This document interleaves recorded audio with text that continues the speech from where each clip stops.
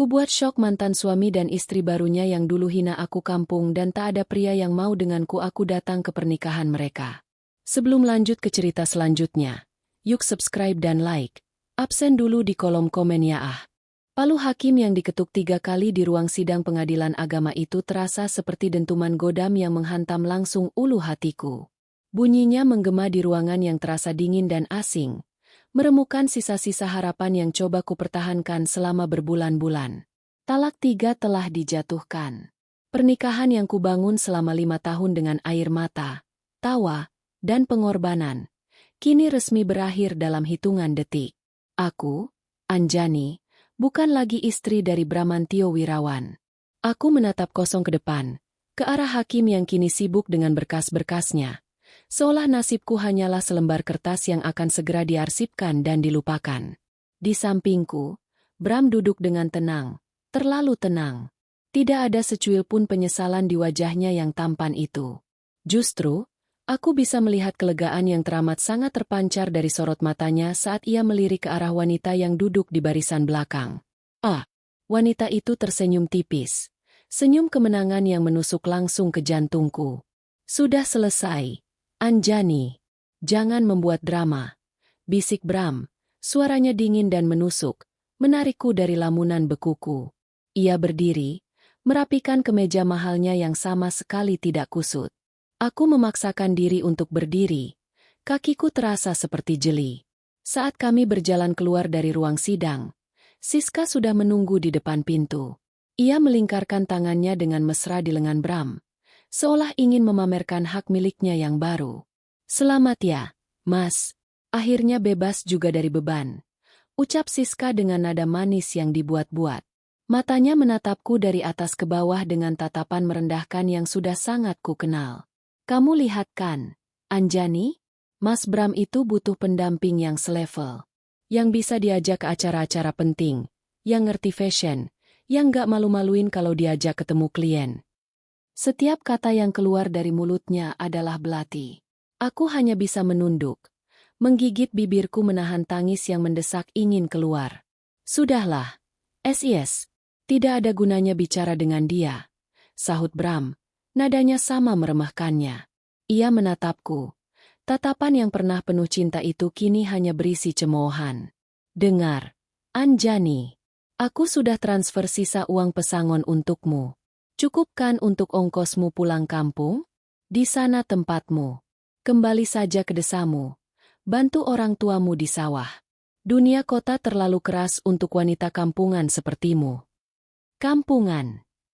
Kata itu lagi.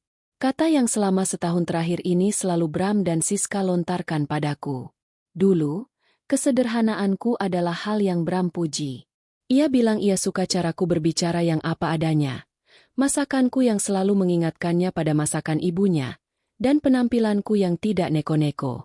Tapi itu dulu, sebelum ia naik jabatan dan bertemu Siska, rekan kerjanya yang glamor dan modern. Tiba-tiba saja, semua yang ada padaku menjadi salah di matanya.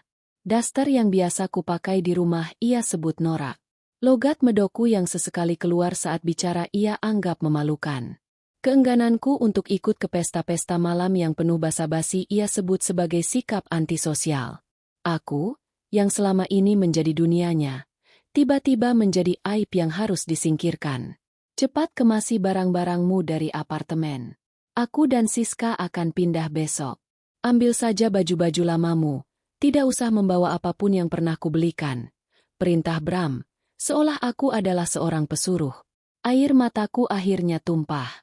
Bukan hanya karena perceraian ini, tapi karena hinaan yang begitu kejam dari pria yang pernah berjanji akan menjagaku seumur hidupnya. Kenapa, Mas? Kenapa kamu setega ini? Tanyaku dengan suara bergetar. Bram tertawa sinis. Tega, aku justru membantumu. Kamu tidak akan pernah bahagia di sini. Anjani, kamu lihat Siska? Dia wanita karir, mandiri, dan punya visi. Sedangkan kamu? Apa yang kamu punya? Ijazah SMA pun tidak.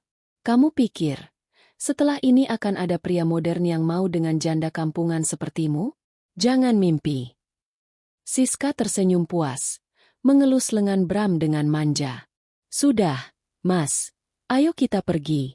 Biarkan dia meratapi nasibnya. Mereka berbalik, berjalan meninggalkanku yang berdiri mematung di koridor pengadilan yang sepi. Punggung mereka yang menjauh terasa seperti penegasan akhir bahwa aku memang sudah dibuang. Hancur. Remuk. Itu pun tidak cukup untuk menggambarkan perasaanku saat itu. Dengan sisa tenaga yang kumiliki, aku pulang ke apartemen yang terasa seperti neraka. Apartemen yang dulu kami hias bersama dengan penuh cinta, kini terasa dingin dan penuh kenangan pahit. Aku membuka lemari, melihat deretan gaun dan tas mahal milik Siska yang entah sejak kapan sudah mengisi sebagian besar ruang di sana. Sementara di sudut sempit, baju-bajuku yang sederhana teronggok menyedihkan. Aku mengambil sebuah koper kecil dan mulai memasukkan barang-barangku. Hanya beberapa helai daster, kaos, dan satu set kebaya pemberian ibuku. Aku tidak menyentuh satupun barang pemberian Bram. Saat tanganku meraih sebuah album foto lama di dasar lemari, sebuah foto jatuh. Foto pernikahan kami. Di sana kami tertawa bahagia. Mata Bram menatapku penuh puja. Siapa sangka, pria di foto itu bisa berubah menjadi monster yang begitu kejam? Saat aku hendak memasukkan foto itu ke dalam koper, pintu apartemen terbuka. Bram masuk dengan wajah tidak sabar. Lama sekali. Cepat keluar dari sini. Usirnya. Matanya tertuju pada foto di tanganku. Dengan kasar, ia merebutnya dan merobeknya menjadi dua. Jangan bawa kenangan sampah ini. Potongan foto wajahku jatuh ke lantai, terinjak oleh sepatunya yang mengkilap. Saat itulah, sesuatu di dalam diriku patah. Tapi bukan patah yang membuatku lemah, melainkan patah yang menumbuhkan sesuatu yang lain. Sesuatu yang dingin, keras, dan tajam. Benih dendam. Aku berhenti menangis. Aku menatap lurus ke mata Bram. Untuk pertama kalinya, aku tidak menunjukkan kesedihan, melainkan tatapan kosong yang dingin. Aku menyeret koperku, berjalan melewatinya tanpa mengucapkan sepatah kata pun. Di depan pintu, aku berhenti sejenak. Tanpa menoleh ke belakang, aku berbisik, lebih pada diriku sendiri. Kalian berdua akan menyesal. Aku bersumpah. Aku melangkah keluar dari pintu itu, meninggalkan masa laluku. Di bawah langit Jakarta yang mulai meredup, di tengah hiruk-pikuk kota yang kejam, aku tidak lagi menangis. Di dalam hatiku yang hancur lebur, sebuah tekad baru mulai membara. Aku akan membuktikan bahwa wanita kampungan yang mereka hina ini bisa bangkit dan suatu saat nanti, aku akan membuat mereka menelan setiap kata-kata pedas yang pernah mereka lontarkan. Pintu lift apartemen mewah itu tertutup di belakangku, memisahkanku secara permanen dari kehidupan yang pernah kuanggap milikku. Gemerlap lobi dengan lantai marmernya yang mengilap kini terasa asing, bahkan mengejek. Setiap pasang mata yang melirikku dan koper bututku seolah tahu bahwa aku adalah pecundang yang baru saja ditendang keluar. Aku berjalan dengan kepala tertunduk, menyeret langkah kakiku yang berat melewati pintu kaca otomatis, dan akhirnya berdiri di trotoar yang ramai. Jakarta, kota yang sama tempatku meniti mimpi sebagai seorang istri, kini terasa seperti monster raksasa yang siap menelanku hidup-hidup. Suara klakson mobil, deru mesin, dan teriakan pedagang asongan bercampur menjadi satu, menciptakan simfoni kekacauan yang membuat kepalaku pening. Untuk sesaat, aku merasa begitu kecil, begitu tersesat. Kemana aku harus pergi? Uang pesangon dari Bram memang ada di rekening, tapi jumlahnya tidak akan bertahan lama di kota semahal ini. Pulang kampung seperti yang ia perintahkan? Itu sama saja dengan mengibarkan bendera putih. Mengakui bahwa aku memang wanita lemah dan kampungan seperti yang mereka katakan. Sumpah yang kuucapkan di ambang pintu apartemen tadi masih terngiang jelas, menjadi satu-satunya kompas yang kumiliki. Malam itu, aku menyewa sebuah kamar kos kecil dan pengap di daerah pinggiran kota, jauh dari kemewahan apartemen Bram. Dindingnya berjamur, udaranya lembab, dan suara bising dari jalanan tak pernah berhenti. Tapi di sini, di ruangan sempit ini, aku bisa menangis sejadi-jadinya tanpa ada yang menghakimi. Aku menangisi pernikahanku yang gagal, menangisi pengkhianatan, dan yang paling penting, menangisi kebodohanku karena telah menyerahkan seluruh hidupku pada seorang pria hingga aku tak punya apa-apa lagi untuk diriku sendiri. Setelah semalaman menumpahkan segala lara, keesokan paginya aku terbangun dengan mata bengkak, tetapi hati yang lebih ringan. Tekadku yang semalam membara, kini menjadi api yang kokoh. Aku membuka laptop lamaku, satu-satunya barang elektronik berharga yang kumiliki, dan mulai mengetik surat lamaran kerja. Puluhan lamaran kukirim setiap hari, untuk posisi apapun yang tidak mensyaratkan gelar sarjana, administrasi, resepsionis, petugas arsip. Hari-hari berikutnya adalah ujian mental yang sesungguhnya. Aku berjalan kaki di bawah terik matahari dari satu gedung perkantoran ke gedung lainnya, menghadapi tatapan aneh para resepsionis dan penolakan yang sopan namun menyakitkan. Maaf, kami mencari yang lebih berpengalaman. Maaf, kualifikasi Anda tidak sesuai. Beberapa kali aku hampir menyerah. Malam-malamku sering diisi dengan keraguan, menatap langit-langit kamar yang kusam sambil bertanya-tanya apakah keputusan ini benar. Mungkin Bram benar, mungkin tempatku memang di desa. Namun, setiap kali pikiran itu muncul, wajah Bram dan Siska yang tersenyum sinis akan melintas di benakku. Hinaan mereka menjadi bahan bakar. Aku tidak akan memberi mereka kepuasan melihatku gagal. Jadi, esok paginya, aku akan bangun lagi, mengenakan satu-satunya kemeja rapi yang kubawa, dan kembali berjuang. Setelah hampir sebulan penolakan dan sisa uang yang semakin menipis, sebuah keajaiban kecil datang dalam bentuk email. Aku dipanggil untuk wawancara di sebuah perusahaan multinasional yang sangat besar, PT Adijaya Sentosa. Posisinya sangat junior, staf administrasi di divisi umum, sebuah posisi yang sering dianggap sepele. Tapi bagiku, ini adalah secercah harapan di tengah kegelapan. Aku datang ke gedung pencakar langit itu dengan jantung berdebar kencang.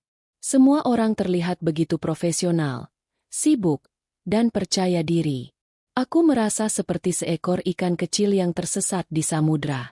Pewawancaraku adalah seorang manajer HRD paruh baya yang tampak tegas. Ia menatap CV-ku yang ringkas dengan kening berkerut.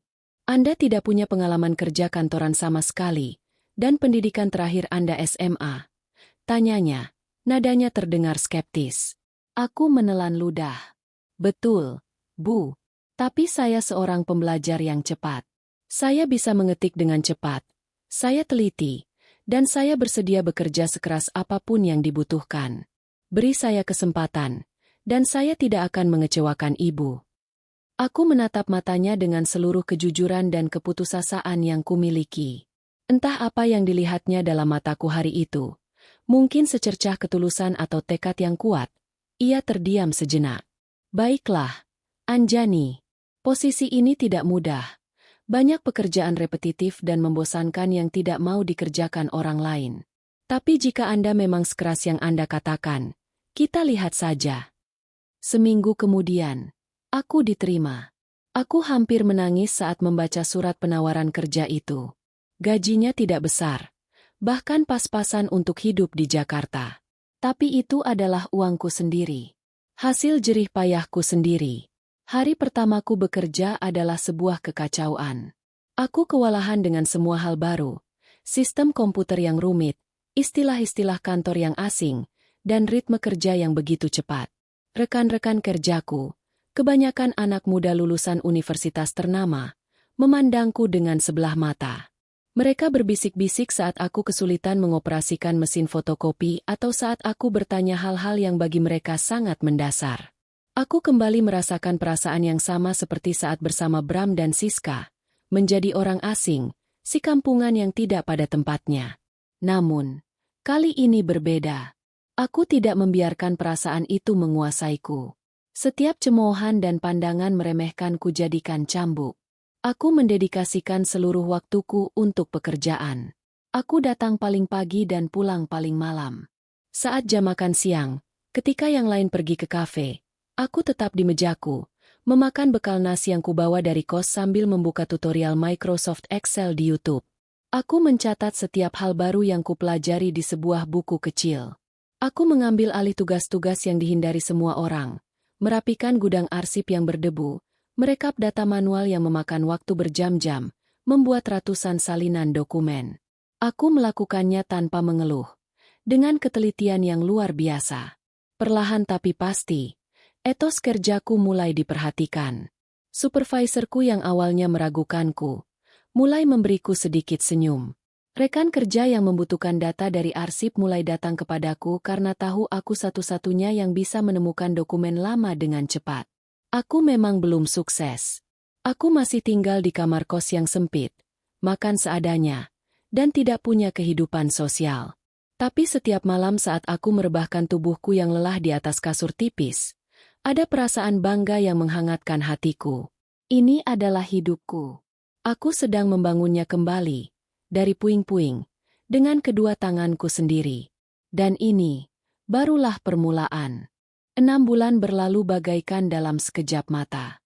Rutinitasku kini telah terbentuk menjadi sebuah pola yang monoton namun menenangkan. Bangun sebelum subuh, menyiapkan bekal, menempuh perjalanan panjang dengan bus kota yang sesak, bekerja hingga larut, lalu kembali ke kamar kos untuk beristirahat.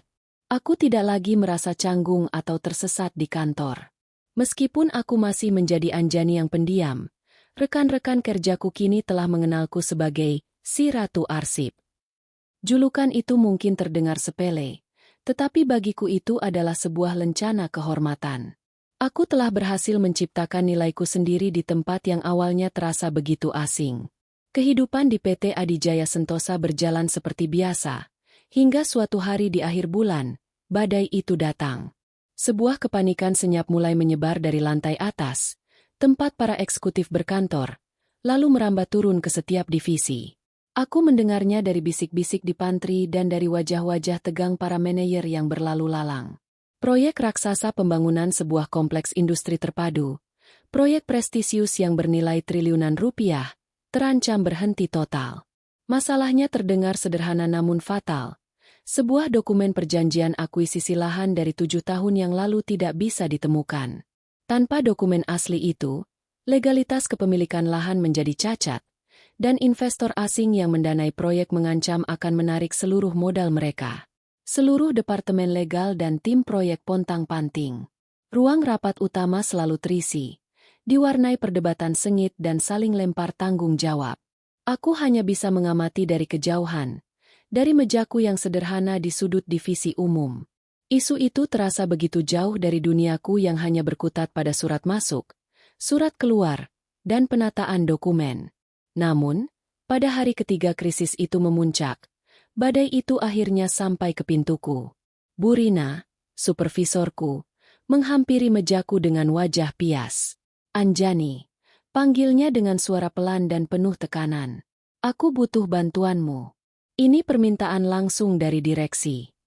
Aku menatapnya dengan bingung. Bantuan apa, Bu?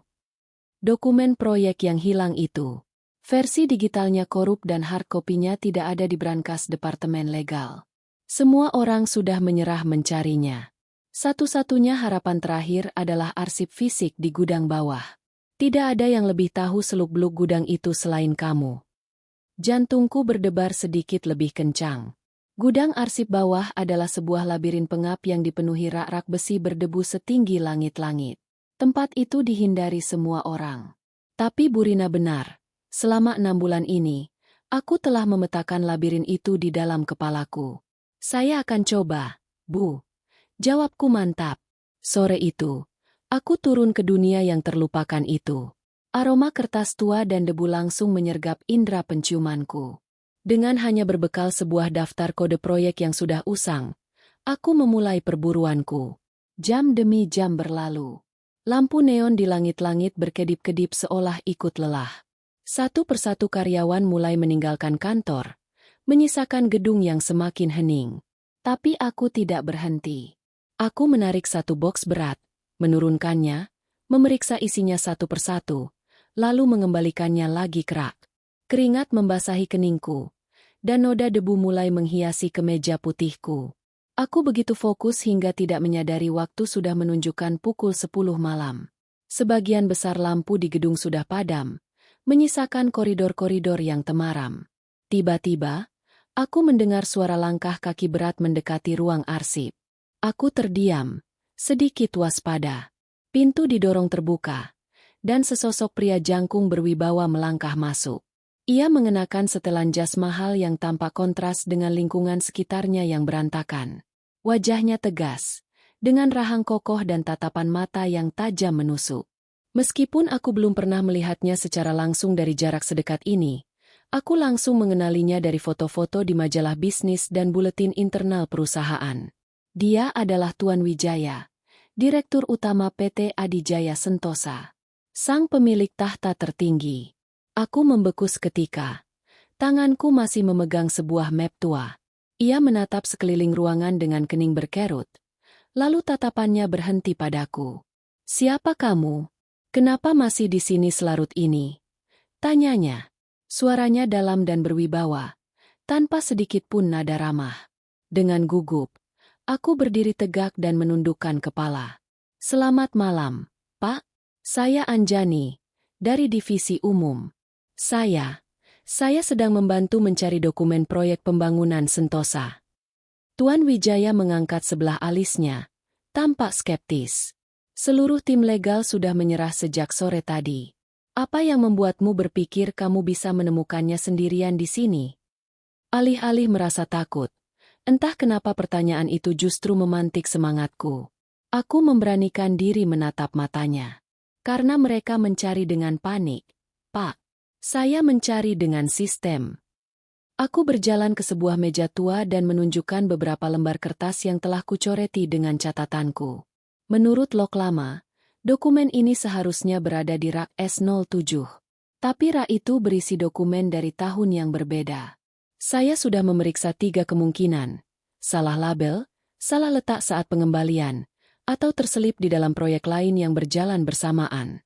Saat ini, saya sedang memeriksa kemungkinan ketiga. Aku menjelaskan metodeku dengan tenang dan runtut.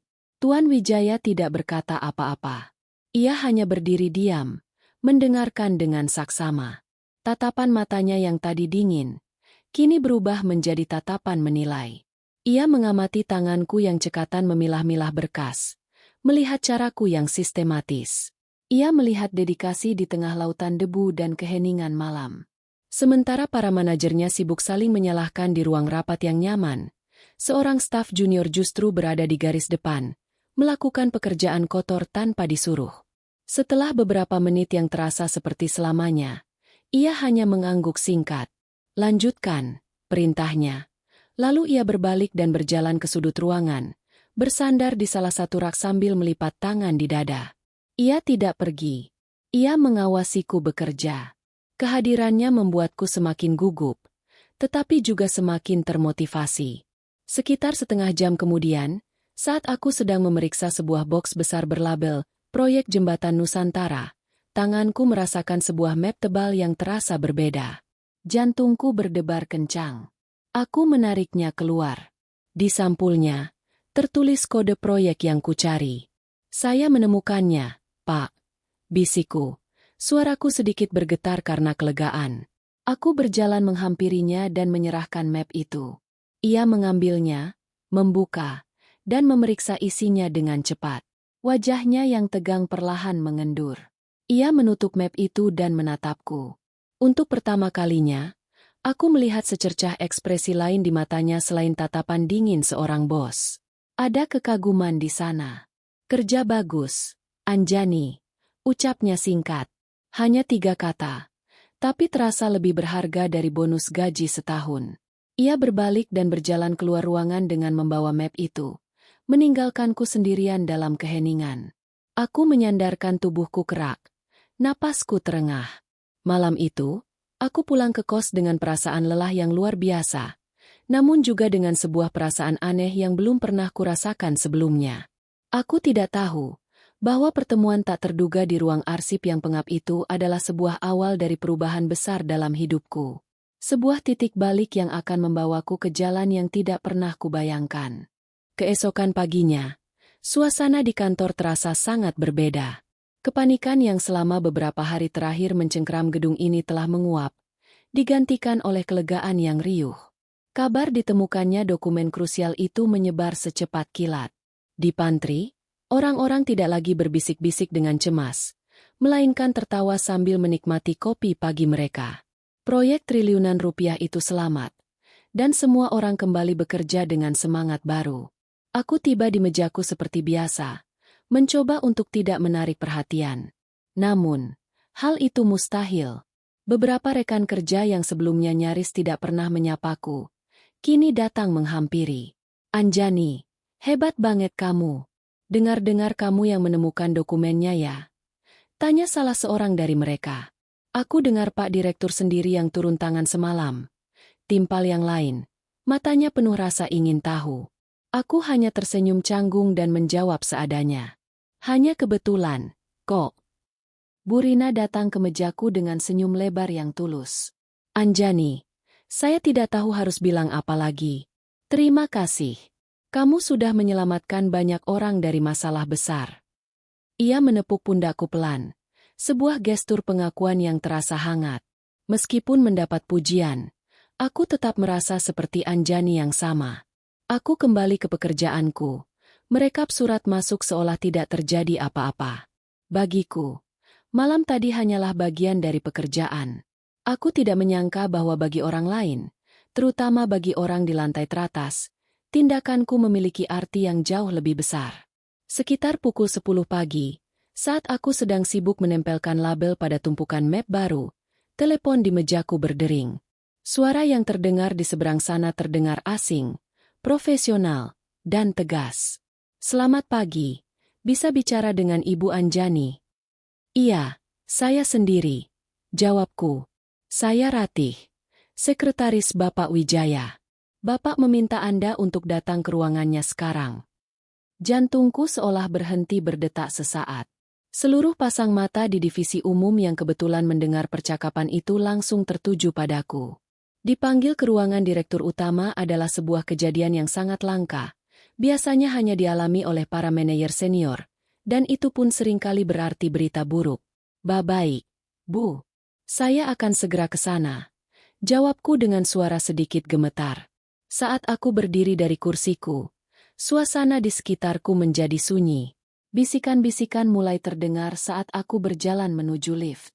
Perjalanan ke lantai 35, lantai teratas tempat kantor para dewa bersemayam, terasa seperti perjalanan menuju tiang gantungan. Pintu lift terbuka, menyuguhkan pemandangan yang belum pernah kulihat sebelumnya. Lantai marmer berkilauan, dinding kaca dari lantai ke langit-langit yang menampilkan pemandangan kota Jakarta, dan perabotan mewah yang elegan. Seorang wanita cantik dan profesional, yang kuasumsikan adalah Ratih, menyambutku di depan sebuah pintu kayu raksasa. "Silakan masuk, Ibu Anjani. Bapak sudah menunggu." Dengan langkah ragu, aku masuk ke dalam ruangan yang lebih besar dari seluruh area divisiku. Tuan Wijaya sedang duduk di belakang meja kerjanya yang masif, membelakangi jendela raksasa. Ia memberi isyarat agar aku duduk di salah satu kursi di hadapannya. "Selamat pagi, Anjani," sapanya. Kali ini nadanya tidak sedingin semalam. "Selamat pagi, Pak," jawabku pelan, menundukkan kepala. Ia menatapku lekat-lekat selama beberapa saat, membuatku semakin gugup. "Saya sudah mendengar laporan lengkapnya dari manajer HRD dan supervisor kamu. Mereka bilang, kamu adalah karyawan yang paling rajin, teliti, dan tidak pernah mengeluh." Aku tidak tahu harus merespons apa, jadi aku hanya diam. "Semalam," lanjutnya, "saya melihat sendiri cara kerjamu. Kamu tidak hanya rajin, tapi kamu punya metode. Kamu tenang di bawah tekanan. Kualitas seperti itu sulit ditemukan, bahkan di antara manajer-manajer saya yang bergaji ratusan juta." Pujian langsung darinya membuatku merasa tidak nyaman sekaligus bangga. "Saya sudah melihat data pribadimu," katanya lagi sambil membuka sebuah map di atas mejanya. "Kamu hanya lulusan SMA dan ini adalah pekerjaan kantoran pertamamu." Ia menatapku, seolah mencari jawaban atas sebuah teka-teki. "Kenapa kamu bekerja sekeras ini, Anjani? Apa yang ingin kamu capai?" Pertanyaan itu menusukku. Untuk pertama kalinya, seseorang menanyakan tujuanku, bukan hanya kemampuanku. Aku teringat pada Bram, pada hinaan Siska, pada sumpah yang kuucapkan. Aku memberanikan diri menatapnya. Saya hanya ingin membuktikan, Pak. Membuktikan pada diri saya sendiri bahwa saya bisa berdiri di atas kaki saya sendiri. Tuan Wijaya mengangguk perlahan. Tampak puas dengan jawabanku. Baiklah. Saya tidak suka membuang-buang potensi. Posisi kamu saat ini di divisi umum tidak akan membawamu kemana-mana. Kamu hanya akan terjebak menstempel surat selamanya. Ia berhenti sejenak, lalu menatapku dengan tatapan serius. Saya punya tawaran untukmu. Saya butuh seorang asisten pribadi yang tugasnya khusus untuk mengelola dan mengorganisir arsip dan dokumen-dokumen penting saya, baik yang bersifat pribadi maupun perusahaan. Banyak di antaranya yang berantakan, sama seperti dokumen proyek kemarin. Pekerjaan ini menuntut ketelitian absolut, kerahasiaan tingkat tinggi, dan dedikasi penuh. Apakah kamu tertarik? Aku terperangah. Dari staf administrasi rendahan menjadi asisten pribadi direktur utama? Lompatan itu terlalu besar untuk kubayangkan. Tapi, Pak, saya tidak punya pengalaman. Saya tidak punya gelar.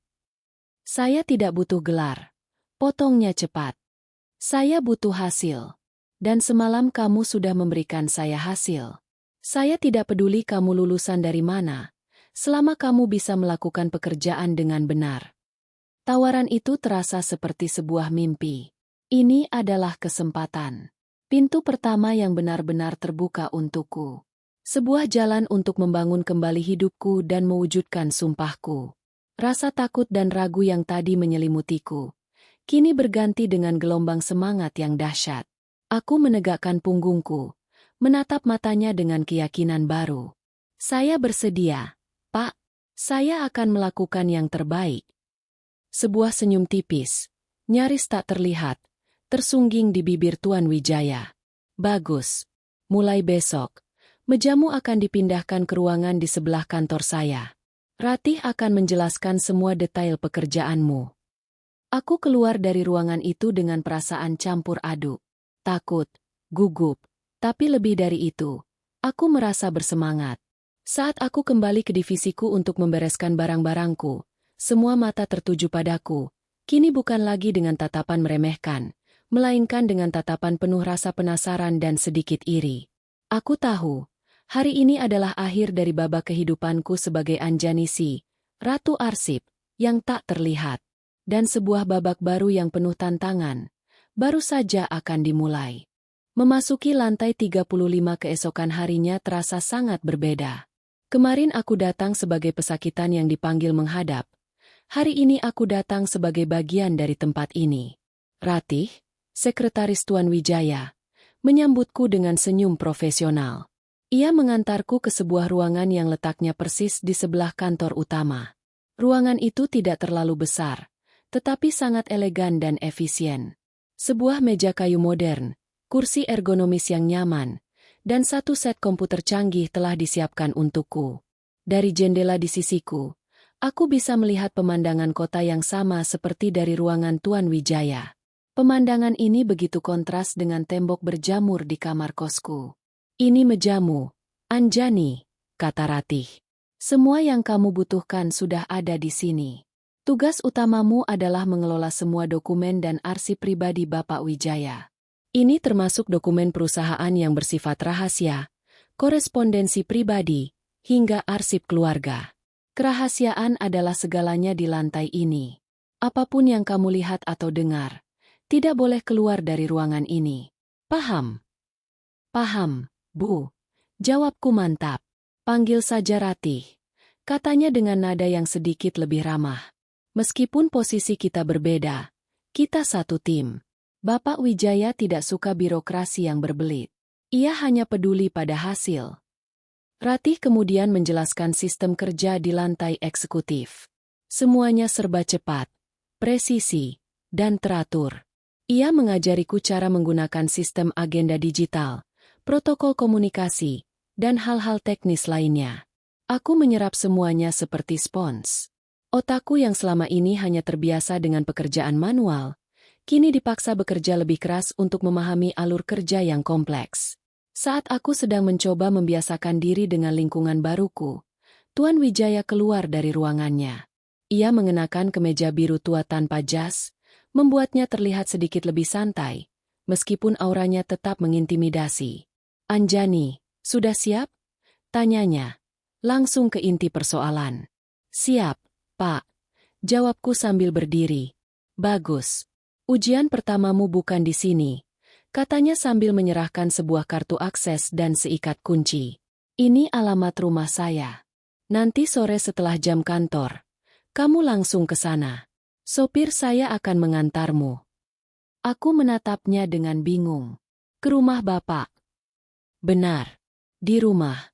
Saya punya ruang kerja pribadi yang sudah tidak tersentuh selama bertahun-tahun. Isinya tumpukan dokumen, buku, dan catatan sejak saya merintis perusahaan ini. Semuanya berantakan. Tidak ada satu orang pun yang saya izinkan masuk ke sana, bahkan asisten rumah tangga saya. Tugas pertamamu adalah merapikan dan mengorganisir seluruh ruangan itu. Buat sistem arsip yang efisien agar saya bisa menemukan apapun yang saya butuhkan dalam hitungan detik. Saya memberimu waktu seminggu." Aku terdiam, mencerna perintahnya. Ini bukan sekadar tugas merapikan. Ini adalah sebuah tes kepercayaan yang luar biasa. Ia memberiku akses ke ruang paling pribadinya, ke jantung dari semua pemikiran dan strateginya selama puluhan tahun. "Saya mengerti, Pak. Akan saya laksanakan," jawabku dengan kesungguhan penuh. Sore itu, untuk pertama kalinya aku diantar pulang oleh seorang sopir pribadi dengan mobil sedan mewah Eropa. Perjalanan menuju kediaman Tuan Wijaya membawaku ke sebuah kawasan elit yang hanya pernah kulihat di televisi. Rumahnya bukan sekadar rumah, melainkan sebuah mahakarya arsitektur modern yang dikelilingi taman asri yang luas. Seorang kepala pelayan menyambutku dan mengantarku langsung ke ruang kerja yang dimaksud. Saat pintu kayu jati yang berat itu dibuka, aku menahan napas. Ruangan itu sangat luas, dengan rak-rak buku yang menjulang tinggi hingga ke langit-langit, sebuah meja kerja besar dari kayu solid, dan beberapa sofa kulit. Namun, sesuai kata Tuan Wijaya, ruangan itu dalam keadaan kacau total. Tumpukan dokumen menggunung di setiap sudut. Buku-buku tergeletak terbuka di lantai, dan puluhan map berserakan di atas meja. Malam itu, aku tidak langsung bekerja. Aku hanya berjalan mengelilingi ruangan, mencoba memahami medan pertempuranku. Ini bukan sekadar tumpukan kertas. Ini adalah jejak hidup seorang pria yang luar biasa. Aku bisa merasakan energi dan ambisi yang pekat di udara. Keesokan harinya, aku memulai misiku. Selama seminggu penuh, hidupku hanya berputar di antara kantor pada siang hari dan ruang kerja Tuan Wijaya pada malam hari. Aku pulang ke kos hanya untuk tidur beberapa jam. Aku mulai dengan memisahkan dokumen berdasarkan kategori: laporan keuangan, proposal proyek lama, risalah rapat dewan, korespondensi hukum, dan catatan-catatan pribadi. Saat memilah-milah, aku tanpa sengaja masuk lebih dalam ke dunia Tuan Wijaya. Aku membaca proposal proyek pertamanya yang ditulis tangan dengan banyak coretan, menunjukkan kegigihannya. Aku menemukan foto-foto lamanya saat perusahaan ini baru berupa ruko kecil dengan beberapa karyawan. Aku melihat buku agendanya yang penuh dengan jadwal padat, tetapi di sela-selanya ada gambar-gambar sketsa sederhana, mungkin untuk melepaskan penat. Aku menemukan draft surat-surat yang tidak pernah terkirim, mengungkapkan sisi lain dirinya yang tidak pernah terlihat di kantor. Aku tidak hanya merapikan. Aku membeli mesin pemindai, scanner, portabel dengan gajiku sendiri. Setiap dokumen penting kupindai dan kusimpan dalam folder digital yang terenkripsi. Aku membuat sebuah basis data, database, sederhana di Excel, mencatat setiap dokumen, lokasi fisiknya di rak, dan kata kunci untuk pencarian cepat. Aku menyusun buku-buku di rak berdasarkan subjek dan abjad penulis. Aku membersihkan setiap sudut ruangan dari debu yang menahun. Pada hari ke-7, tepat di batas waktu yang diberikan, pekerjaan itu selesai. Ruangan yang tadinya kacau kini berubah menjadi perpustakaan pribadi yang rapi dan fungsional. Setiap dokumen berada di tempatnya, setiap buku berdiri tegak di raknya, dan meja kerja besar itu kini bersih mengilap, hanya menyisakan sebuah laptop dan lampu meja. Malam itu, Tuan Wijaya pulang lebih awal dan langsung menemuiku di ruang kerjanya. Ia berdiri di ambang pintu, tertegun melihat transformasi yang terjadi. Ia berjalan masuk, menyentuh permukaan meja yang bersih, melihat ke arah rak buku yang tertata rapi. Aku menyerahkan sebuah tablet kepadanya. Ini basis datanya. Pak, Bapak bisa mencari dokumen apapun berdasarkan nama, tanggal, atau kata kunci. Lokasi fisik dokumennya juga tercantum di sana. Ia mengambil tablet itu, mencoba mencari sebuah dokumen lama secara acak. Dalam hitungan detik, sistemku menunjukkan lokasi map yang ia cari. Ia berjalan ke rak yang ditunjuk, dan benar saja, map itu ada di sana. Ia meletakkan tablet itu dan menatapku. Ekspresinya sulit ditebak, tetapi aku bisa melihat kilatan di matanya. Itu bukan lagi sekadar kekaguman, melainkan sebuah pengakuan. Pengakuan atas kemampuanku yang melampaui ekspektasinya. Kamu lulus, Anjani, katanya pelan, dengan nilai yang sangat memuaskan. Malam itu, untuk pertama kalinya setelah meninggalkan apartemen Bram, aku tersenyum tulus saat berjalan pulang. Aku tidak hanya mendapatkan pekerjaan, aku telah menemukan panggung di mana aku bisa membuktikan nilaiku. Ujian pertama telah kulalui, dan aku tahu, jalan di depanku kini terbuka semakin lebar. Lulus dari ujian pertama ternyata hanyalah sebuah gerbang pembuka. Kehidupanku setelah itu berubah secara drastis. Aku bukan lagi sekadar Anjani, asisten pengelola arsip. Perananku melebur dan meluas, menyentuh hampir setiap aspek kehidupan profesional Tuan Wijaya. Pagi hariku dimulai dengan menyiapkannya ringkasan berita bisnis terpenting, memastikan jadwalnya untuk hari itu tersusun rapi, dan menyiapkan semua materi yang ia butuhkan untuk rapat. Aku menjadi penjaga gerbang informasinya, filter pertamanya terhadap dunia luar. Aku belajar dengan cepat. Aku belajar membedakan mana email yang mendesak dan mana yang bisa menunggu. Aku belajar memahami nada bicara para kolega bisnisnya di telepon. Aku bahkan mulai memahami kebiasaan-kebiasaan kecilnya. Jenis kopi hitam tanpa gula yang harus selalu tersedia di mejanya pada pukul 7 pagi, preferensinya terhadap pulpen merek tertentu, dan kebiasaannya mengetuk-ngetukkan jari di meja saat sedang berpikir keras. Gajiku yang meningkat pesat juga mengubah penampilanku. Aku tidak lagi mengenakan kemeja lusuh dan rok bahan yang warnanya sudah pudar. Aku mulai membeli beberapa setelan kerja yang simpel namun elegan, sepatu hak rendah yang nyaman, dan sebuah tas tangan yang layak. Perubahan itu bukan untuk pamer, melainkan sebuah bentuk penyesuaian diri. Bekerja di lantai 35 menuntutku untuk merepresentasikan citra perusahaan, dan yang lebih penting, citra dari kantor direktur utama. Rambutku yang dulu hanya kuikat seadanya, kini selalu kusanggul rapi. Perubahan fisik itu perlahan tapi pasti ikut menumbuhkan kepercayaan diriku. Semakin lama aku bekerja untuknya, semakin aku bisa melihat sosok di balik topeng besi seorang CEO yang dingin dan tanpa kompromi. Aku melihat betapa berat beban yang dipikulnya setiap hari. Aku melihat garis-garis kelelahan di sekitar matanya yang seringkali ia sembunyikan dengan baik. Aku melihatnya membentak manajer senior di ruang rapat, bukan karena ia pemarah, tetapi karena ia menuntut kesempurnaan dan tidak bisa mentolerir kesalahan yang ceroboh. Lalu, beberapa jam kemudian, aku melihatnya sendirian di ruangannya, memijat pelipisnya sambil menatap kosong keluar jendela. Ia adalah seorang jenius yang kesepian. Pikirannya berlari 1000 km per jam, dan seringkali orang-orang di sekitarnya kesulitan untuk mengimbangi. Di saat-saat seperti itulah, peranku menjadi penting. Aku tidak mencoba memberinya nasihat. Aku hanya memastikan semua sistem pendukung di sekelilingnya berjalan sempurna, sehingga ia bisa fokus pada pertempuran-pertempuran besarnya.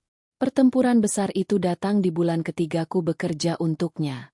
Sebuah konsorsium investor dari Eropa akan datang untuk melakukan peninjauan akhir sebelum menggelontorkan dana investasi tahap kedua untuk proyek Sentosa.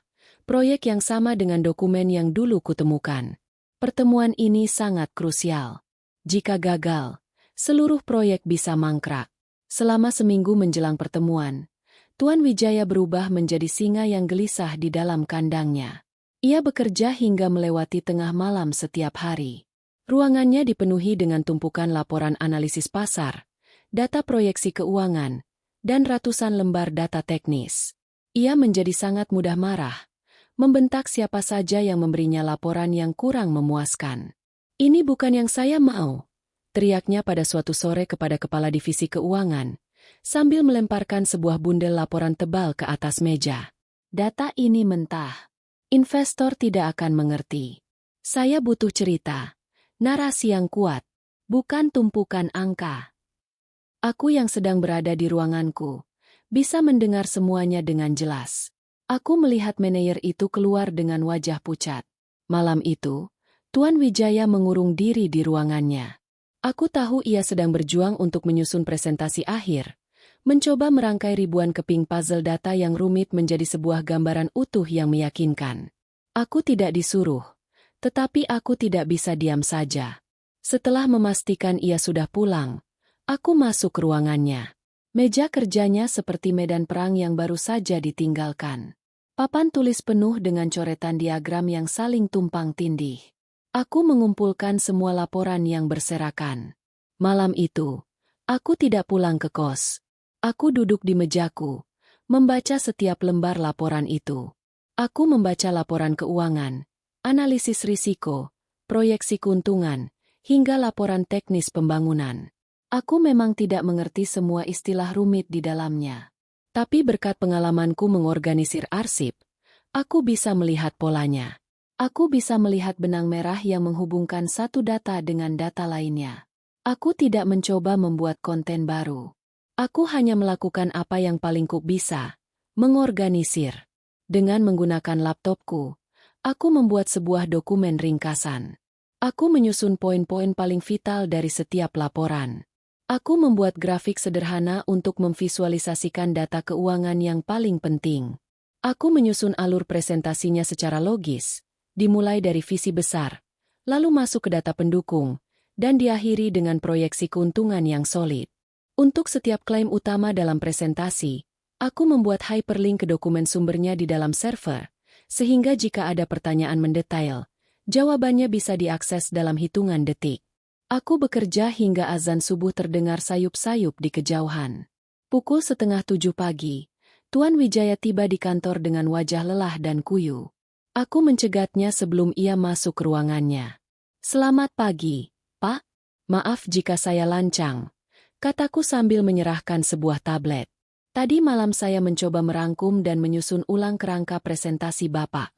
Mungkin ini bisa sedikit membantu." Ia menatapku dengan kening berkerut, tampak tidak senang karena aku telah memasuki wilayahnya. Tanpa berkata apa-apa, ia mengambil tablet itu dan masuk ke ruangannya, menutup pintu dengan cukup keras. Jantungku berdebar kencang. Aku takut ia akan marah besar. Setengah jam kemudian, pintu ruangannya terbuka. Ia berdiri di sana, menatapku dengan ekspresi yang belum pernah kulihat sebelumnya. Bukan lagi tatapan dingin, bukan juga kekaguman, melainkan sesuatu yang lebih dalam. Sesuatu yang terasa seperti pengertian. "Bagaimana kamu bisa tahu kalau ini yang saya inginkan?" tanyanya dengan suara pelan. "Saya hanya mencoba mengikuti alur pemikiran Bapak dari coretan di papan tulis," jawabku jujur. Ia terdiam sejenak. "Panggil tim direksi. Kita akan gunakan kerangka ini." Pertemuan dengan para investor berjalan dengan sukses luar biasa. Presentasi yang dibawakan Tuan Wijaya begitu tajam, fokus, dan sangat meyakinkan. Setiap kali investor mengajukan pertanyaan teknis, ia dengan tenang bisa menunjukkan data pendukungnya dalam sekejap. Sore itu, setelah para investor pergi, ia memanggilku ke ruangannya. Aku masuk dengan perasaan gugup. Ia sedang berdiri membelakangi jendela, menatap matahari terbenam. "Kamu bukan hanya mengatur kertas, Anjani," katanya tanpa berbalik. "Kamu bisa memahami isi kepala saya." Ia kemudian berbalik dan menatapku. "Kamu sudah makan?" Aku menggeleng. Sejak kemarin siang, perutku memang belum terisi apa-apa. Ia mengangkat telepon di mejanya. "Bawakan makan malam untuk 2 orang ke ruangan saya. Menu terbaik hari ini." Malam itu, untuk pertama kalinya, kami makan bersama. Bukan di restoran mewah, melainkan di meja kopinya yang kecil, di tengah keheningan kantor yang mulai kosong. Tidak banyak percakapan. Tetapi dalam keheningan itu, aku merasa sebuah dinding besar di antara kami perlahan runtuh. Aku tidak lagi hanya melihatnya sebagai bos, sebagai Tuan Wijaya yang agung. Aku mulai melihatnya sebagai seorang pria yang membawa beban dunia di pundaknya, dan untuk sesaat, aku merasa menjadi satu-satunya orang yang bisa membantunya memikul sebagian kecil dari beban itu. Makan malam di keheningan kantor malam itu menjadi sebuah titik balik yang tak terucapkan. Dinding formalitas di antara kami memang tidak runtuh seketika, tetapi beberapa batunya mulai retak, membiarkan sedikit cahaya kehangatan masuk. Keesokan harinya dan hari-hari berikutnya, aku merasakan perubahan subtil dalam interaksi kami. Tuan Wijaya masih seorang pemimpin yang tegas dan menuntut, tetapi tatapannya padaku kini mengandung sesuatu yang berbeda, sebuah pengakuan yang melampaui hubungan atasan dan bawahan. Ia mulai melibatkanku dalam diskusi-diskusi kecil. Saat menelepon kolega bisnisnya, ia sesekali akan menekan tombol loudspeaker dan memberiku isyarat untuk mendengarkan dan membuat catatan.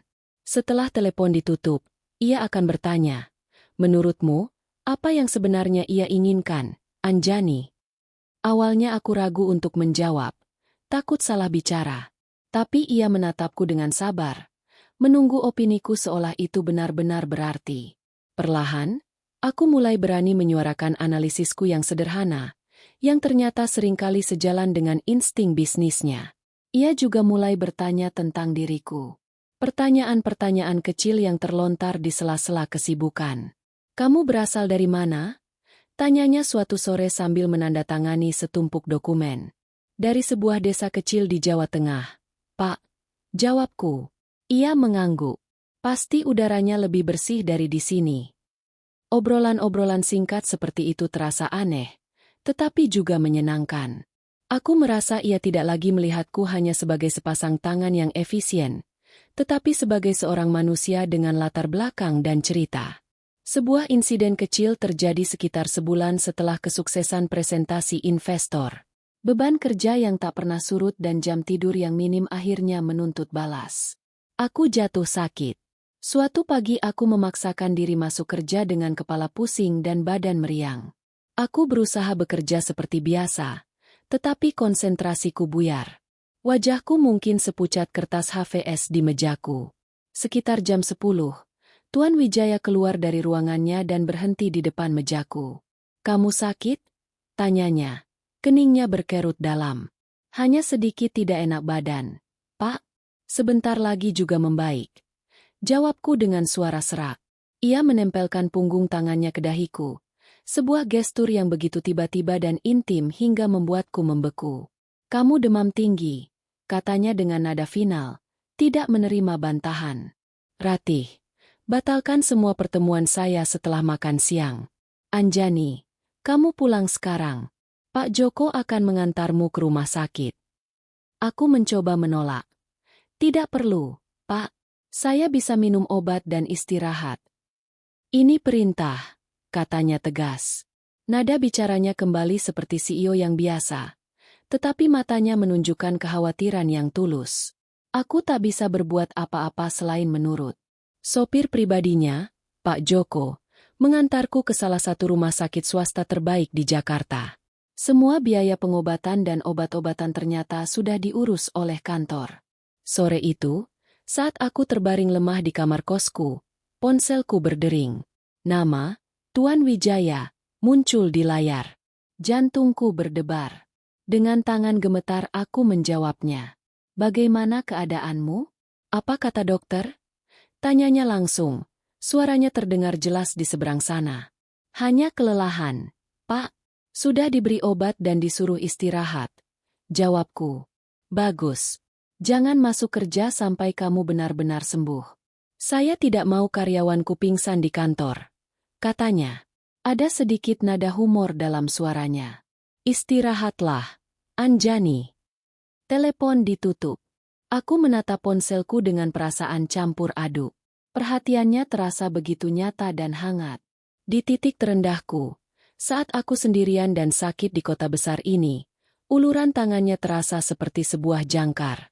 Perasaan aneh mulai menyusup ke dalam hatiku. Perasaan yang lebih dari sekadar hormat dan kagum. Perasaan yang membuatku takut sekaligus berdebar. Aku mencoba menepisnya jauh-jauh. "Aku ini siapa?" Hanya seorang gadis desa tanpa gelar. Sementara dia adalah seorang raja di istananya. Hayalan semacam itu hanya akan menyakitiku. 2 minggu setelah aku pulih, sebuah krisis baru muncul.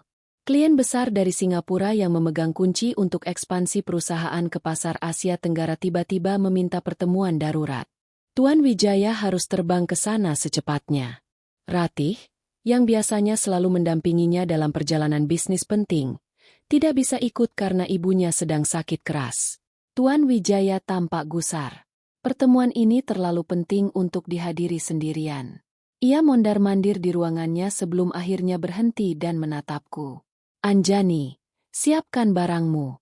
Kamu ikut dengan saya ke Singapura. Pesawat berangkat besok pagi. Dunia seakan berhenti berputar. Singapura? Tapi, Pak, saya tidak punya paspor. Ia tersenyum tipis, senyum yang seolah berkata, serahkan saja padaku. Itu bukan masalahmu.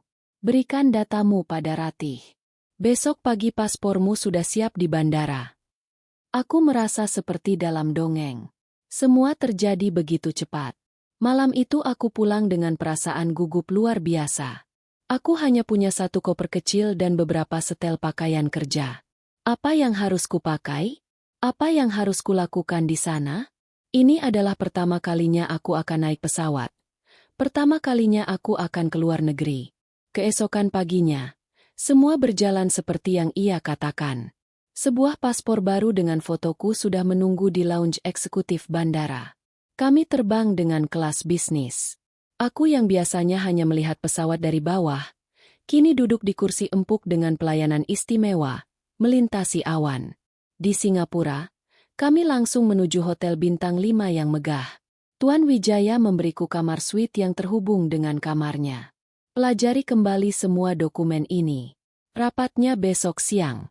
Malam ini kita makan malam dengan tim pendahuluan mereka, katanya sambil menyerahkan sebuah map tebal. Malam itu, kami makan malam di sebuah restoran di puncak gedung pencakar langit, dengan pemandangan kerlip lampu kota yang tak berujung. Ini adalah dunia yang hanya pernah kulihat dalam mimpi. Selama makan malam, Tuan Wijaya sangat profesional, memimpin diskusi dengan lihai. Tapi aku bisa merasakan tatapannya sesekali tertuju padaku, memastikan aku baik-baik saja. Setelah klien pergi, hanya tinggal kami berdua. Suasana menjadi lebih santai. Bagaimana, Anjani? Apa kamu menikmati pemandangan ini? Tanyanya sambil menyesap kopinya. Sangat indah, Pak. Terima kasih. Jawabku tulus. Ia menatap keluar jendela. Kadang, semakin tinggi kamu berada, semakin sepi rasanya. Gumamnya, lebih pada dirinya sendiri. Untuk pertama kalinya, ia bercerita sedikit tentang hidupnya. Tentang bagaimana ia membangun perusahaan dari nol. Tentang pengorbanan yang harus ia lakukan. Tentang hubungan pribadi yang gagal karena ia terlalu sibuk mengejar ambisi. Aku hanya mendengarkan, tidak berani menyela. Malam itu, di tengah gemerlap kota asing, aku tidak lagi melihatnya sebagai Tuan Wijaya, sang direktur utama. Aku melihat Wijaya, seorang pria yang membawa beban kesuksesan di pundaknya yang lebar. Seorang pria yang jiwanya terasa sama sepinya denganku. Dan di dalam hatiku, benih perasaan yang susah payah kutekan, kini mulai merekah, tumbuh menjadi sesuatu yang lebih kuat dan lebih nyata dari yang pernah kubayangkan. Keesokan paginya, suasana terasa berbeda. Udara di antara kami tidak lagi sekaku sebelumnya. Saat sarapan di lounge hotel sebelum pertemuan, Tuan Wijaya tidak langsung membahas pekerjaan. Ia justru bertanya apakah aku tidur nyenyak. Sebuah pertanyaan sederhana yang terasa begitu personal. Selama persiapan akhir di kamar suite, kami bekerja layaknya 2 rekan yang sudah saling memahami.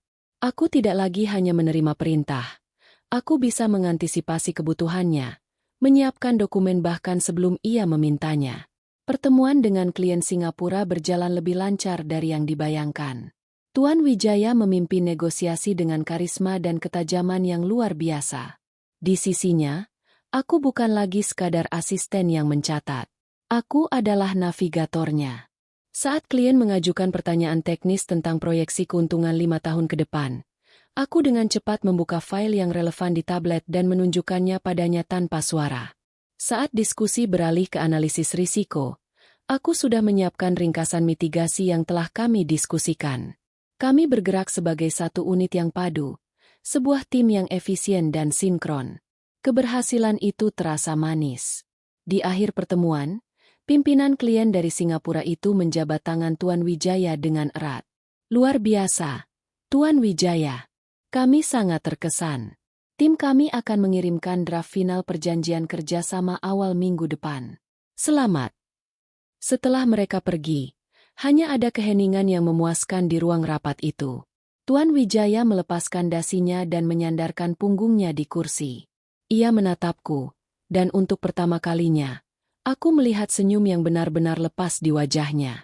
Bukan senyum tipis yang penuh perhitungan, melainkan senyum tulus yang mencapai matanya. Kita berhasil, Anjani, katanya. Bukan, kamu berhasil. Kamu adalah senjata rahasiaku hari ini. Pujian itu membuat pipiku menghangat. Saya hanya menjalankan tugas, Pak. Tidak, kamu melakukan lebih dari itu. Ia bersikeras. Pesawat kita kembali ke Jakarta besok siang. Malam ini, tidak ada pekerjaan. Kita akan merayakannya. Aku mengira kami akan pergi ke restoran mewah lainnya. Namun, ia punya rencana yang berbeda. Sore itu, ia mengajakku berjalan-jalan. Kami meninggalkan setelan bisnis kami di hotel dan berganti dengan pakaian yang lebih santai. Ia mengajakku ke Gardens by the Bay. Aku terpesona melihat Supertree Grove yang menjulang megah. Kami berjalan di antara taman-taman bunga yang indah, berbicara tentang hal-hal ringan yang tidak ada hubungannya dengan pekerjaan. Aku bercerita tentang masa kecilku di desa, tentang kebahagiaan sederhana saat membantu ibu di sawah. Ia mendengarkan dengan saksama, sesekali tertawa kecil mendengar ceritaku. Malam harinya, saat lampu-lampu di Supertree mulai menyala dalam pertunjukan cahaya yang magis, kami duduk di sebuah bangku yang agak jauh dari keramaian. Sudah lama sekali aku tidak merasa sesantai ini, katanya sambil menatap kerlip lampu di kejauhan. Biasanya, perjalanan bisnis adalah medan perang. Tapi bersamamu, rasanya berbeda. Jantungku mulai berdebar lebih kencang. Aku tidak tahu harus menjawab apa. Ia menoleh, menatapku dalam-dalam. Tatapannya begitu intens, seolah ia bisa melihat langsung ke dalam jiwaku. Anjani, panggilnya lembut. Panggilan itu terdengar berbeda tanpa embel-embel jabatan. Selama ini, aku membangun tembok yang sangat tinggi di sekelilingku. Aku pikir, itulah harga yang harus dibayar untuk sebuah kesuksesan. Aku tidak membiarkan siapapun masuk. Ia berhenti sejenak, mencari kata-kata yang tepat. Tapi kemudian kamu datang. Kamu masuk bukan dengan mendobrak, tapi dengan ketulusan dan kemampuanmu yang luar biasa. Kamu merapikan arsipku, lalu kamu merapikan caraku berpikir, dan tanpa kusadari, kamu mulai merapikan hidupku yang berantakan. Aku menahan napas. Ini lebih dari sekadar pujian. Aku tidak lagi melihatmu sebagai asistenku, Anjani. Aku melihat seorang wanita yang cerdas, kuat, dan memiliki hati yang tulus. Aku melihat seorang rekan, seorang partner, dan seseorang yang membuatku merasa tidak lagi sendirian di puncak menara ini. Tangannya terulur, dengan lembut menyentuh tanganku yang kugenggam erat di pangkuan. Sentuhannya hangat dan menenangkan. Aku tahu ini mungkin tidak pantas. Aku atasanmu, dan kamu adalah karyawanku. Tapi aku tidak bisa membohongi perasaanku sendiri lagi. Aku menyukaimu, Anjani, lebih dari yang seharusnya. Air mata mulai menggenang di pelupuk mataku. Semua perasaan yang selama ini kupendam, semua kekaguman dan debaran yang susah payah kusembunyikan, kini menemukan muaranya. Ini nyata. Pria luar biasa di hadapanku ini merasakan hal yang sama. Saya. Suaraku bergetar. Saya juga, Pak. Saya juga merasakan hal yang sama. Ia tersenyum, senyum yang paling melegakan yang pernah kulihat. Ia mengangkat tanganku dan mengecup punggungnya dengan lembut. Kalau begitu, bisakah kamu berhenti memanggilku, Pak?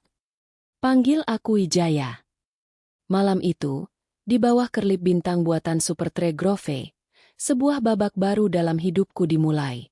Kami kembali ke hotel bukan lagi sebagai atasan dan bawahan, melainkan sebagai dua orang yang telah menemukan pelabuhan bagi hati mereka yang sama-sama kesepian. Perjalanan pulang ke Jakarta keesokan harinya terasa begitu ringan dan penuh harapan. Namun, saat kami mendarat di Jakarta dan aku menyalakan kembali ponselku, sebuah notifikasi muncul di layar. Notifikasi dari media sosial yang hampir tidak pernah kubuka. Seorang teman lama dari kampung menandai namaku di sebuah foto. Foto undangan pernikahan. Jantungku seakan berhenti berdetak saat membaca dua nama yang tertera di sana dengan tinta emas. Bramantio Melani. Dunia dongeng yang baru saja kubangun bersama Wijaya seakan retak seketika. Masa lalu yang telah kutinggalkan, kini kembali datang mengetuk pintu dengan sebuah undangan. Undangan untuk menyaksikan kebahagiaan pria yang telah menghancurkanku, bersama wanita yang telah menghinaku. Tapi kali ini, aku tidak lagi sendiri. Aku menoleh ke arah Wijaya yang duduk di sampingku di dalam mobil, dan aku tahu, aku tidak akan datang ke pernikahan itu sebagai Anjani yang kalah. Aku akan datang sebagai Anjani yang baru. Kilau lampu jalanan Jakarta yang menyambut kami pulang terasa menusuk mata. Dongeng di Singapura terasa seperti mimpi yang pecah terlalu cepat. Serpihannya kini melukai jemariku yang masih menggenggam ponsel. Nama Bramantio Melani di undangan digital itu seolah tercetak dengan api, membakar semua kebahagiaan yang baru saja kurasakan. Wajahku pasti sepucat mayat, karena Wijaya, yang sedari tadi menatapku dengan senyum hangat, rautnya langsung berubah cemas. "Anjani, kamu tidak apa-apa?" Tanyanya lembut. Tangannya yang besar dan hangat terulur, menutupi genggaman tanganku di atas ponsel. "Wajahmu pucat sekali. Apa ada kabar buruk?" Aku menelan ludah.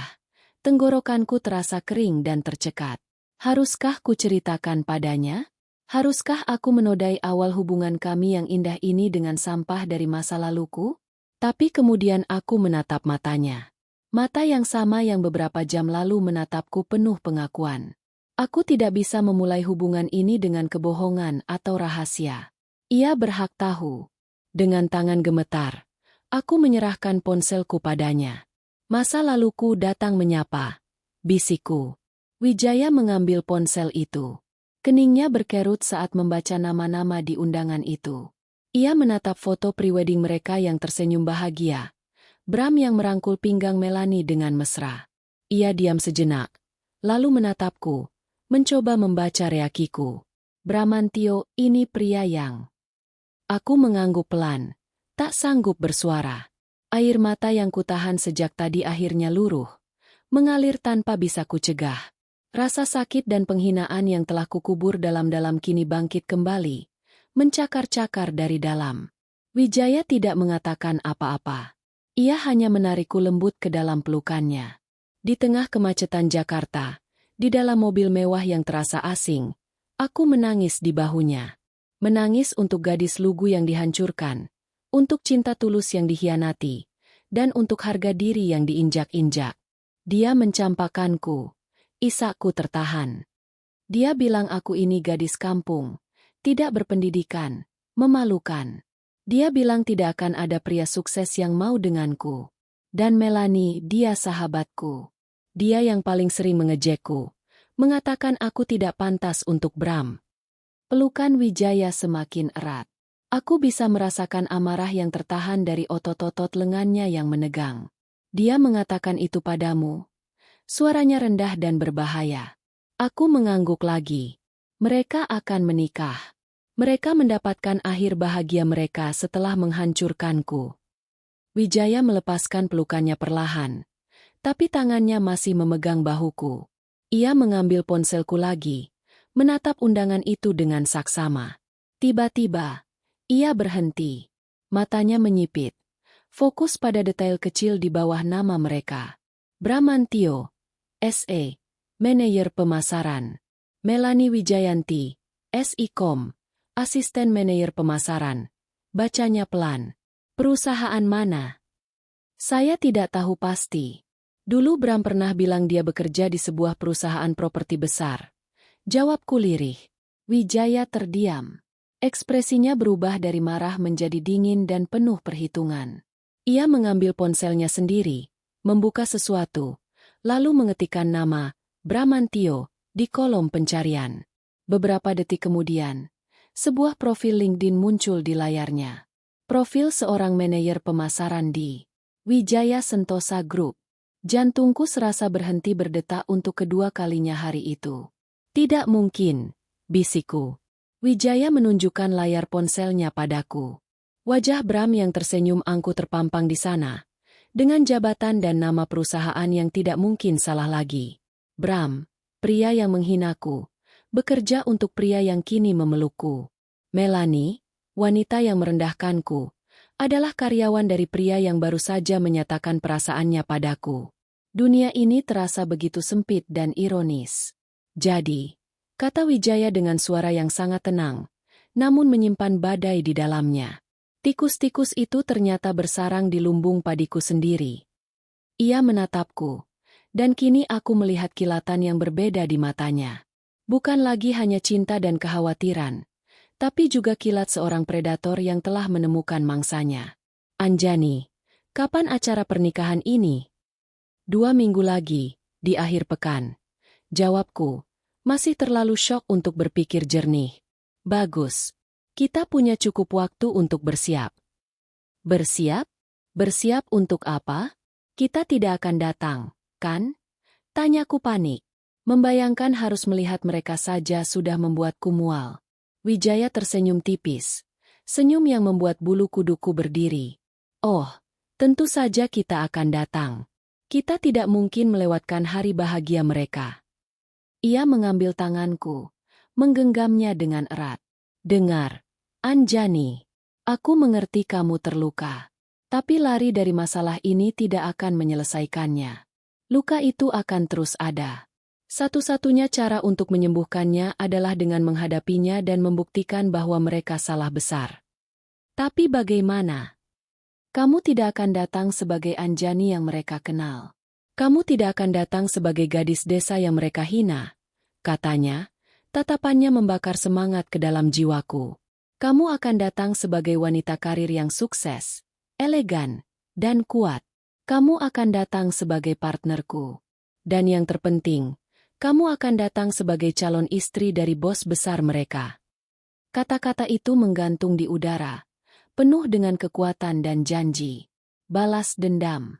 Sebuah konsep yang selama ini hanya ada dalam lamunan getirku, kini terhampar di depan mata sebagai sebuah strategi yang nyata. Mereka menghinamu karena status sosialmu, lanjut Wijaya. Kita akan tunjukkan pada mereka apa arti status yang sesungguhnya. Mereka meremehkanmu karena mengira tidak ada pria yang mau denganmu. Kita akan tunjukkan pada mereka pria seperti apa yang kini berdiri di sisimu. Kita tidak akan berteriak atau membuat keributan. Kita hanya akan hadir. Kehadiran kita akan menjadi tamparan paling keras yang pernah mereka terima. Keraguan di hatiku perlahan sirna, digantikan oleh bara api yang mulai menyala. Ini bukan lagi hanya tentang rasa sakitku. Ini tentang merebut kembali kehormatanku. Ini tentang menutup bab lama dengan sebuah kemenangan mutlak. Aku menatap Wijaya, pria yang dalam waktu singkat telah mengubah hidupku. Pria yang tidak hanya memberiku pekerjaan dan harapan, tetapi kini juga memberiku pedang untuk melawan hantu-hantu masa laluku. Baik, kataku dengan suara yang kini mantap dan tidak lagi bergetar. Kita akan datang ke pernikahan mereka. Senyum Wijaya melebar. Bagus. Mulai besok, operasi, kejutan pernikahan, dimulai. Dan percayalah, Anjani, setelah ini, mereka akan berharap tidak pernah mengenal namamu. 2 minggu berikutnya terasa seperti adegan montase dalam sebuah film. Operasi kejutan pernikahan, yang dicanangkan Wijaya bukanlah sekadar rencana balas dendam, melainkan sebuah proyek transformasi total. Hari-hari pertamaku dihabiskan bukan di kantor, melainkan di butik-butik desainer ternama, salon eksklusif, dan bahkan kelas privat singkat tentang etiket dan postur tubuh. Wijaya tidak ingin aku menjadi orang lain. Ia ingin mengeluarkan versi terbaik dari diriku yang selama ini tersembunyi di balik keraguan dan luka. Kamu sudah cantik, Anjani. Katanya saat aku menatap cermin dengan ragu, mengenakan gaun malam sutra berwarna zamrud yang terasa asing di tubuhku. Aku hanya membantumu membuatkan bingkai yang sesuai untuk lukisan indah ini. Ia sabar menemaniku, memberikan masukan, dan yang terpenting, menatapku dengan kekaguman yang tulus, yang perlahan tapi pasti membangun kembali kepercayaan diriku yang telah hancur. Di sela-sela persiapan itu, hubungan kami semakin dalam. Kami berbagi cerita, tawa, dan ketakutan. Aku tidak lagi merasa seperti proyeknya, melainkan partnernya. Pedang yang ia berikan kini terasa pas di genggamanku, bukan karena haus darah, tetapi karena aku tahu aku pantas untuk membela kehormatanku sendiri. Sementara aku bertransformasi, Wijaya memainkan caturnya di perusahaan. Ia sengaja mengumumkan sebuah proyek properti baru yang sangat prestisius, sebuah mahakarya yang akan menjadi ikon baru perusahaan. Ia membentuk tim khusus untuk menyeleksi proposal awal dan menempatkan Departemen Pemasaran, Departemen Bram, sebagai ujung tombak. Batas waktu penyerahan proposal awal ditetapkan pada hari Senin, tepat setelah akhir pekan pernikahan Bram. Langkah jenius ini membuat Bram dan timnya sibuk bukan main, terkunci dalam tekanan pekerjaan yang tinggi, sama sekali tidak menyadari badai yang akan datang menerpa kehidupan pribadinya. Akhirnya, hari itu tiba. Hari pernikahan Bram dan Melanie. Aku menatap pantulan diriku di cermin besar di apartemen Wijaya. Wanita yang balas menatapku nyaris tak ku kenali. Rambutku yang biasa kuikat seadanya kini ditata dalam sanggul modern yang elegan, memperlihatkan leher jenjangku. Gaun sutra zamrud yang kami pilih memeluk tubuhku dengan pas. Warnanya menonjolkan kulit sawo matangku. Riasan wajahku dibuat natural namun tegas, menonjolkan tulang pipi dan sorot mataku yang kini tak lagi menyimpan ketakutan. Sebuah kalung berlian sederhana, hadiah dari Wijaya, melingkar di leherku, berkilau di bawah cahaya lampu. Wijaya masuk ke dalam ruangan, mengenakan setelan jas hitam yang dibuat khusus untuknya. Ia tampak seperti seorang raja. Ia berhenti sejenak, menatapku dari ujung rambut hingga ujung kaki. Matanya menyiratkan kekaguman yang membuat jantungku berdebar. Malam ini, bisiknya sambil mengulurkan tangannya, mereka tidak akan tahu apa yang menimpa mereka. Gedung pernikahan itu adalah salah satu hotel termewah di Jakarta. Aula resepsinya didekorasi dengan ribuan bunga putih. Lampu kristal raksasa menggantung di langit-langit, memancarkan cahaya keemasan. Kami tidak datang terlambat atau terlalu cepat. Kami tiba tepat di puncak acara, saat semua tamu penting sudah berkumpul. Saat kami melangkah masuk ke dalam aula, semua kebisingan seolah terhenti sejenak. Semua mata tertuju pada kami. Aku bisa merasakan tatapan penasaran, kekaguman, dan bisik-bisik yang mulai terdengar. Aku menegakkan punggungku, menggenggam lengan Wijaya lebih erat, dan berjalan dengan langkah yang telah kupelajari, tenang, anggun, dan penuh percaya diri. Dan kemudian, aku melihat mereka. Bram dan Melanie berdiri di atas pelaminan yang megah, tersenyum menyalami para tamu. Melanie tampak cantik dengan gaun pengantinnya yang mewah. Senyum puas terpasang di wajahnya. Bram, seperti biasa, tampak angkuh dan bangga. Mata Melanie adalah yang pertama menangkap sosokku. Senyumnya membeku. Keningnya berkerut. Mencoba mengenali wanita bergaun zamrud yang tampak familiar namun begitu berbeda. Lalu, matanya membelalak ngeri saat mengenali wajahku. Senyumnya luntur seketika, digantikan oleh ekspresi syok dan iri hati yang tak bisa disembunyikan. Matanya melirik gaunku, perhiasanku, lalu pada pria gagah yang berdiri di sisiku. Bram, yang mengikuti arah pandang Melanie, awalnya hanya menatapku sekilas dengan ekspresi bingung. Mungkin ia mengira aku salah satu tamu penting dari kolega bisnisnya. Namun, saat tatapannya beralih ke pria di sebelahku, seluruh darah seolah tersedot dari wajahnya. Ekspresi angkuhnya hancur berkeping-keping, digantikan oleh kepanikan dan ketakutan yang murni. Ia tidak hanya melihat seorang pria tampan dan kaya. Ia melihat Tuan Wijaya, CEO Wijaya Sentosa Group, bos besarnya, dewa yang memegang nasib karir dan masa depannya. Kami berjalan perlahan melintasi karpet merah menuju pelaminan, Setiap langkah terasa seperti dentuman genderang perang. Para tamu yang merupakan kolega Bram dan Melanie dari kantor mulai berbisik-bisik hebat, mengenali CEO mereka dan bertanya-tanya siapa wanita cantik di sampingnya. Kami tiba di depan pelaminan. Bram dan Melanie hanya bisa berdiri mematung, seperti dua patung porselen yang rapuh. Aku tersenyum, senyum yang tulus dan tenang. Tak ada lagi kepahitan di sana. Selamat ya, Bram, Melanie, kataku dengan suara yang jelas dan lembut. Aku turut berbahagia untuk kalian. Bram hanya bisa menatapku. Mulutnya terbuka tanpa suara. Melanie menatapku dengan tatapan penuh kebencian. Wijaya lalu mengulurkan tangannya pada Bram, yang menerimanya dengan tangan dingin dan gemetar. Bramantio, manajer pemasaran, kan? Kata Wijaya dengan nada santai namun penuh kuasa. Saya Wijaya. Terima kasih atas undangannya. Lutut Bram tampak lemas. Papa. Ya. Saya tidak tahu Bapak akan. Wijaya tidak memedulikannya. Ia menoleh pada Melanie yang pucat pasi. Selamat untuk pernikahan Anda. Lalu, ia melakukan gerakan pamungkas. Lengannya melingkar dengan protektif di pinggangku, menarikku lebih dekat ke sisinya. Dan perkenalkan, katanya dengan suara yang cukup keras untuk didengar orang-orang di sekitar kami. Ini Anjani, tunangan saya. Kata, tunangan, itu meledak seperti bom di tengah keheningan. Wajah Bram berubah dari pucat menjadi hijau. Ia menatapku, lalu pada Wijaya. Otaknya mencoba memproses informasi yang mustahil ini. Gadis kampung yang ia buang kini akan menjadi istri dari pria yang paling ia takuti dan hormati di dunia. Melanie tampak seolah akan pingsan. Impiannya untuk menjadi ratu di hari pernikahannya hancur lebur di depan matanya. Kami tidak berlama-lama. Misi kami sudah selesai.